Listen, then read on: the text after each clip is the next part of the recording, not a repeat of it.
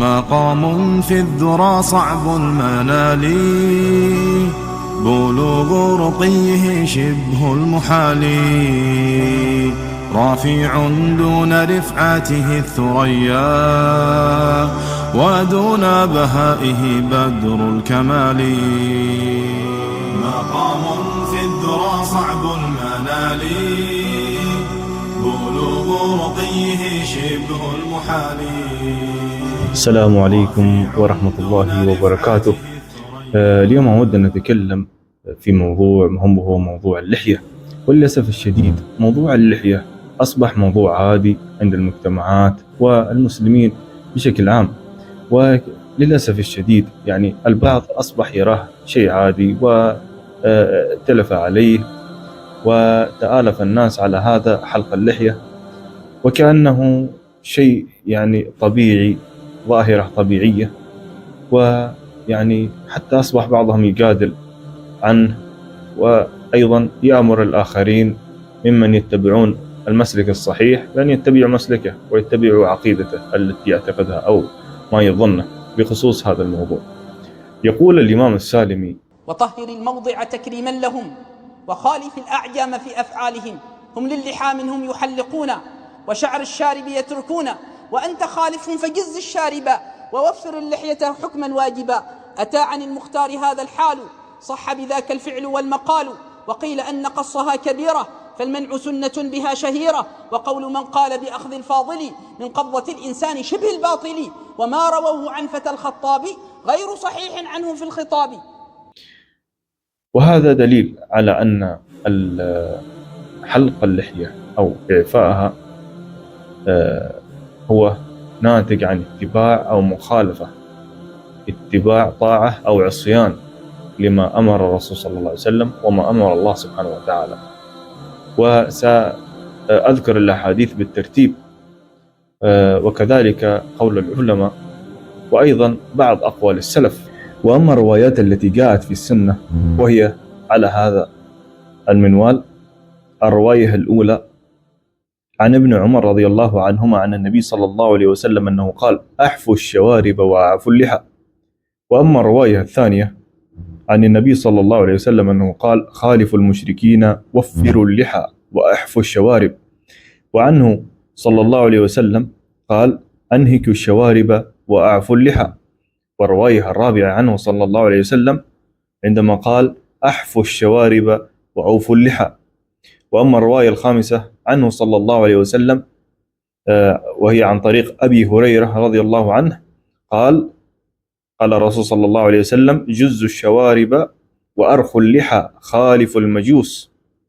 وهذه 5 روايات، وأضيف عليها أيضا الرواية السادسة، وهي الرواية: أخبرنا سعيد بن منصور أخبرنا سفيان عن عبد المجيد بن سهل عن عبيد الله ابن عبد الله قال: جاء مجوسي إلى رسول الله صلى الله عليه وسلم قد أعفى شاربه وأحفى لحيته، فقال: من أمرك بهذا؟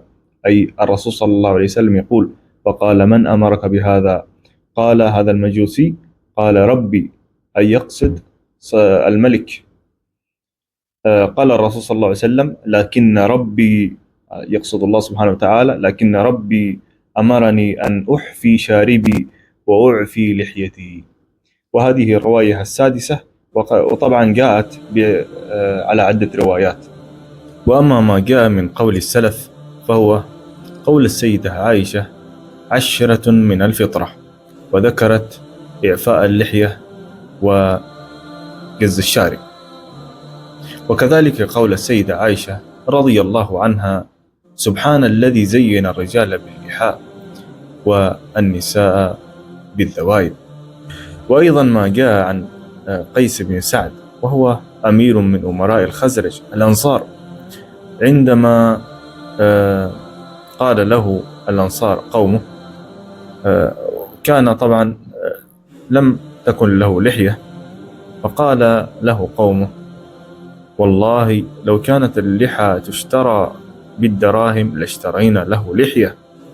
وأما من أقوال العلماء فإني أذكر قول الشيخ أحمد الخليلي أو فتوى الشيخ أحمد الخليلي حفظه الله عندما قال: حلق اللحية من كبائر الإثم وظواهر الفجور، لمخالفة ذلك سنة النبي صلى الله عليه وسلم القولية والفعلية وما أجمع عليه السلف، فهو صلى الله عليه وسلم لم يعرف عنه إلا توفير اللحية. وقد قال الله تعالى: لقد كان لكم في رسول الله أسوة حسنة لمن كان يرجو الله واليوم الآخر وذكر الله كثيرا. وبجانب ذلك فإن أمرا صريحا بتوفير اللحية، وقد جاء ذلك من طرق متعددة وبروايات مختلفة لفظا ومتفقة معنى، منها أحف الشوارب وأعف اللحى والإعفاء التنمية، بدليل قوله تعالى: ثم بدلنا مكان السيئة الحسنة حتى عفوا أي نموا. وفي رواية أخرى: أرخوا اللحى، وفي رواية أخرى: أعفوا، وفي رواية أوفوا، وفي رواية رابعة: وفروا.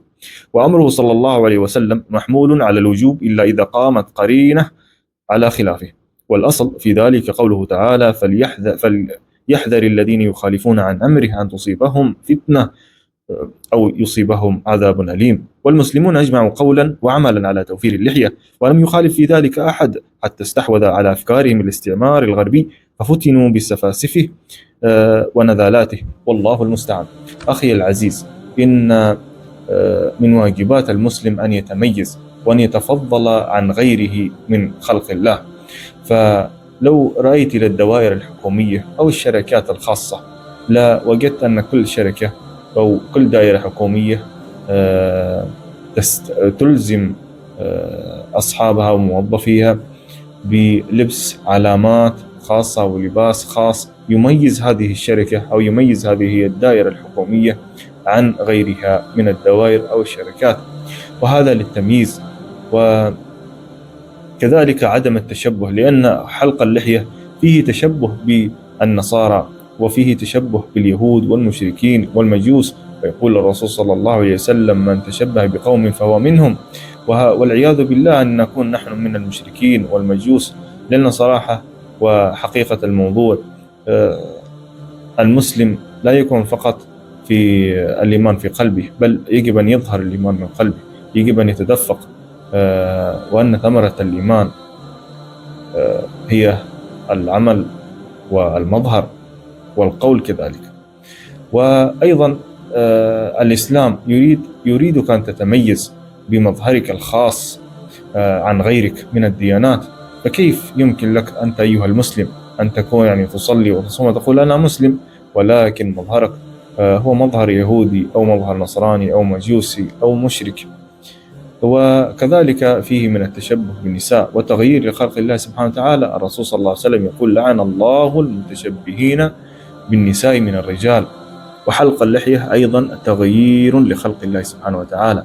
قال الشيطان: ولأضلنهم ولأمنينهم ولآمرنهم فليبتكن آذان الأنعام ولآمرنهم فليغيرن خلق الله.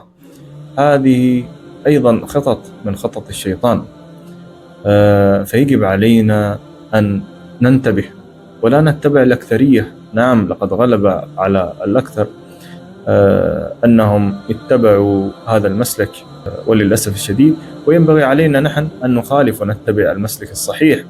ولا بأس إن شاء الله إذا كان إعفاء اللحية له عواقب من الناس، ألسنتهم وكلامهم على صاحب اللحية ولمزهم وهمزهم وإلى غير ذلك. فيجب على المسلم والمؤمن أن يصبر ويتوكل على الله سبحانه وتعالى، والله وكيله والله حسبه. والسلام عليكم ورحمة الله وبركاته.